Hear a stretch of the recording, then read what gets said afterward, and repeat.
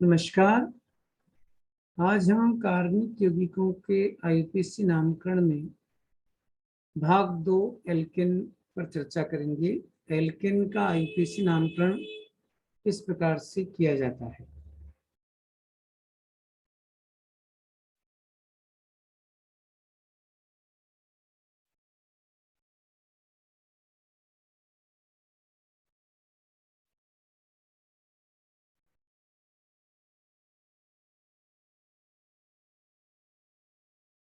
Alkene यानी कि संतृप्त हाइड्रोकार्बन जिनका सामान्य सूत्र CnH2n+2 होता है। यदि इस सूत्र में हम n का मान 1 रखेंगे तो आंसर आएगा CH4 यानी मेथेन। n यदि 2 होगा यानी कार्बन परमाणु की संख्या 2 कर दी तो C2H6, कार्बन परमाणु की संख्या 3 होगी तो C3H6। इसी प्रकार से हम अन्य एल्केन भी बना सकते हैं। तो सबसे पहले तो आपको ये पता होना चाहिए एल्केन का सामान्य सूत्र क्या है और एल्केन में कौन कौन से वह सूत्र बनेंगे। अब एल्केन का आईयूपीएसी नामकरण करने के लिए सबसे पहला नियम है हाइड्रोकार्बन के नामकरण में मूल शब्द और अनुलग्न को मिलाकर लिखा जाता है। तो मूल शब्द और अनुलग्न ये टेबल में आप देख रहे हो। यहाँ पर सूत्र पहला CH4, इसका मूल शब्द है मैथ, इसमें N जुड़ जाएगा तो ये हो जाएगा मेथेन। यहाँ देखिए आईपीसी में 1+2 यानी इन दोनों को मिला दिया। यदि उदाहरण 2 देखें तो CH3 तो इसका मूल शब्द ए थे, ये अपन पहले पढ़ चुके हैं पहले वीडियो में। अब इसमें N लगा देंगे तो एथेन हो जाएगा। इसी प्रकार से CH3 इसका मूल शब्द है प्रो, इसमें N लगा देंगे तो प्रोपेन। और चौथा उदाहरण CH3 इसका मूल शब्द है ब्यूट, इसमें N लगा देंगे तो ब्यूटेन। तो एन क्यों लगा रहे हैं ये भी आप समझ चुके हैं, क्योंकि ये सब एल्केन की बात हम कर रहे हैं, संतृप्त हाइड्रोकार्बन की बात कर रहे हैं, इसलिए एन लगा रहे हैं। तो पहला जो नियम है उस नियम के प्रयोग से हम एल्केन के आईयूपीएसी नाम लिख सकते हैं। अब नियम 2 आता है कि लंबी कार्बन श्रृंखला का चयन करना है। यहाँ एक उदाहरण हमने प्रस्तुत किया है, ये आप देख रहे हैं। अब यदि इसमें हम ये जो रेड कलर में जो नाम दिया है इससे इसका यदि पालन करते हैं, यानी कि इसमें कार्बन श्रृंखला की संख्या 4 करते हैं और इस समूह को इन्होंने एथिल मान लिया तो ये गलत होगा, 2 एथिल ब्यूटेन लिखना गलत होगा। जबकि हमको लंबी कार्बन श्रृंखला का चयन करते समय ध्यान रखना चाहिए कि ज्यादा से ज्यादा कार्बन श्रृंखला में आ जाए। तो यहाँ देखिए 1 2 3 4 5, तो केवल ये एक समूह बचा है जिसका नामकरण होना है, तो ये मैथिल ले लिया। और ये कौन से समूह पर है, कार्बन पर है, तीसरे पे, तो इसका हो गया 3 मेथिल और 5 इसलिए पेंटेन। तो सही आईपीसी नाम हुआ इसका 3 मेथिल पेंटेन। तो ये हमको ध्यान रखना है कि ये 3 मेथिल पेंटेन हम किस प्रकार से बना सकते हैं। तो 2 एथिल ब्यूटेन गलत होगा, 3 मेथिल पेंटेन सही होगा। पेंटेन सही क्यों है, क्योंकि 1 2 3 4 5 5 कार्बन हम श्रृंखला में ले रहे हैं, इसलिए पेंटेन और तीसरे पर मेथिल समूह। अगला नियम है प्रतिस्थापकों के लिए न्यूनतम कार्बन अंकन का नियम लगाना है। तो ये कैसे लगाना है प्रतिस्थापकों के लिए कि यहाँ इस यौगिक में प्रतिस्थापक CH3 है, इस यौगिक में प्रतिस्थापक Cl। तो देखिए ये तीसरे कार्बन परमाणु पर यदि करते हो आप तो सही, यदि यहाँ से नंबरिंग कर दे 1 2 3 तो ये 4 पे आ जाएगा, तो ये गलत हो जाएगा। जबकि यहाँ से नंबरिंग की 1 2 3 यानी प्रतिस्थापक समूह श्रृंखला में कम कार्बन परमाणु पर आना चाहिए, जैसा कि इसमें आया। तो यहाँ पर इसका सही नाम हो जाएगा 3 मेथिल, ये तीसरे पर मेथिल समूह है और श्रृंखला में कितने कार्बन है 6, इसलिए हेक्सेन। तो सही आईपीसी नाम क्या हुआ इसका 3 मेथिल हेक्सेन। इसी प्रकार अगला नीचे उदाहरण दिया हुआ है जिसमें CH3 और यहाँ Cl दिया हुआ है। तो इसको यदि हम 1 करते हैं तो सही है, और यदि यहाँ 1 कर दिया आपने 1 2 3 4 5 और 5 क्लोरोपेंटन यदि करते हैं तो गलत, क्योंकि जो प्रतिस्थापक समूह वो कौन से आना चाहिए, कम अंकन कम कार्बन पर आना चाहिए।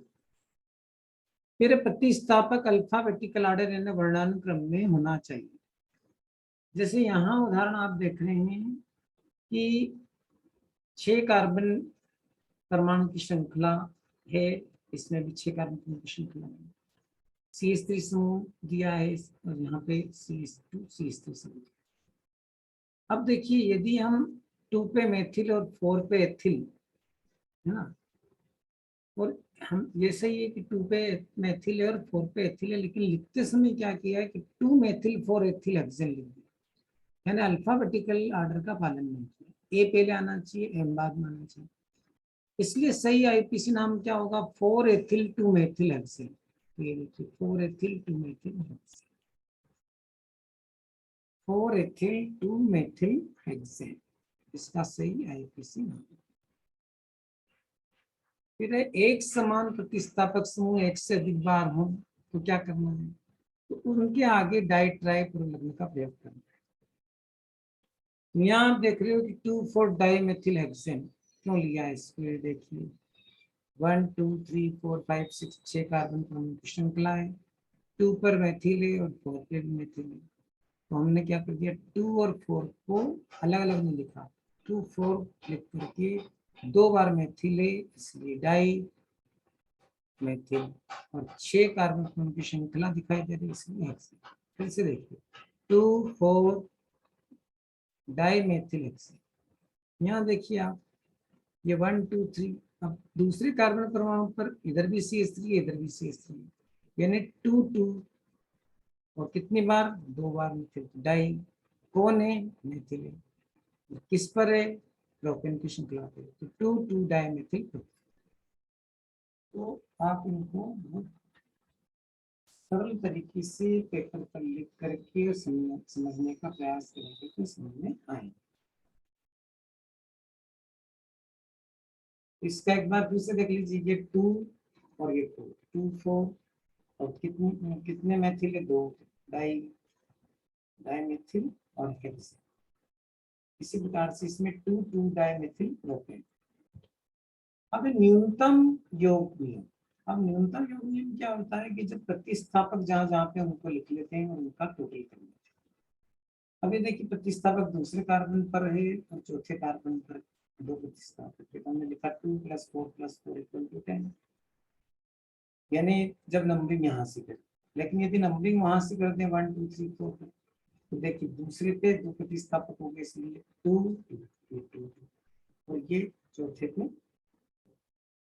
तो 2 + 2 + 4 8 होगा। तो ये सम नियम यानी योग नियम ये कहता है कि जो न्यूनतम यदि योग आता है उसका पालन करना।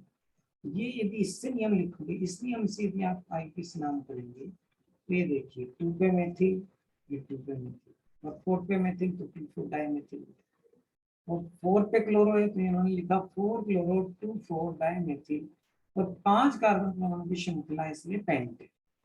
तो 4 क्लोरो 2 4 डाई मेथिल पेंटेन गलत है, क्योंकि इसमें टोटल जो आ रहा है वो 10 आ रहा है। तो न्यूनतम योग नियम में कहता है कि योग कम आए उस नियम का पालन करें। अब इस तरह से चलते 1 2 3 4 5 5 कार्बन है, दूसरे पर क्लोरो भी और दूसरे पर मेथिल भी है, तो पहले 2 क्लोरो ले लीजिए। अब 2 मेथिल के बाद 4 पे भी मेथिल है इसलिए हमने इन दोनों को मिला दिया। तो 2 क्लोरो के बाद क्या किया, 2 4 डाई, ये 2 बार है, मेथिल है, कौन है, methyl pent, 2 4 di methyl paint.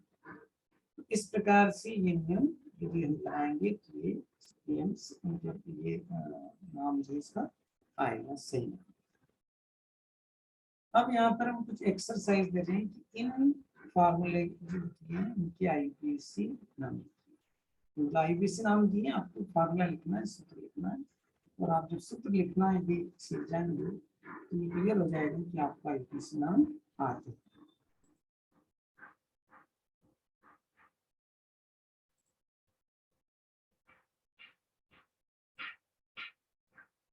तो इस प्रकार इस वीडियो में आपने आज ये देखा कि किस प्रकार आईपीसी नाम लिखे।